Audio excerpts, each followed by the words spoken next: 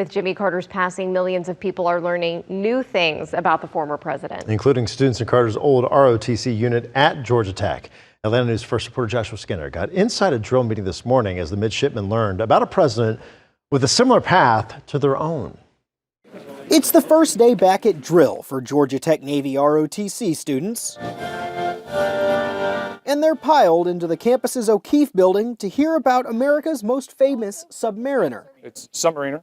There's something else submariners know. All submariners know that the only former president that was a submariner was President Jimmy Carter. Which is why Campbell, who oversees first and second class midshipmen, juniors and seniors for you landlubbers, commissioned a student presentation today that adds some details to Carter's naval career that might slip under the waves. Back when Jimmy Carter served in the 1950s, you had to first serve on surface warfare ships and then you'll become qualified in submarines. Carter might have helped develop the Navy's nuclear subs, but he never served on one. He left before the first nuke sub, the Nautilus, put to sea. He had a reputation as a tough, independent operator. And before he put to the Naval Academy, he spent 1942 in Tech's ROTC program, one of the nation's 6 original programs, and received an honorary doctorate in 1977. It's definitely inspiring and motivates us to work harder, I guess, because if they could do it, maybe we can too. Women weren't allowed on subs in the 50s. They are now. Recent grad Ensign Avery Williams will soon be one. There's only like 300 women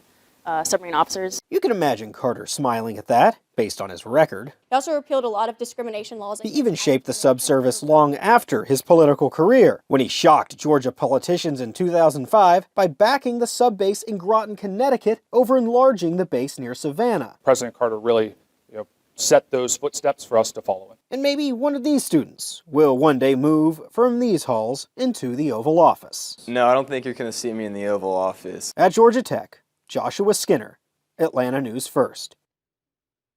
You know, there have been more words said to remember former President Jimmy Carter than we could ever have time to share here on our broadcast. So text Carter to 470-777-WANF. We've made it easy for you to see the many, many ways he's been remembered today and in the days since he passed.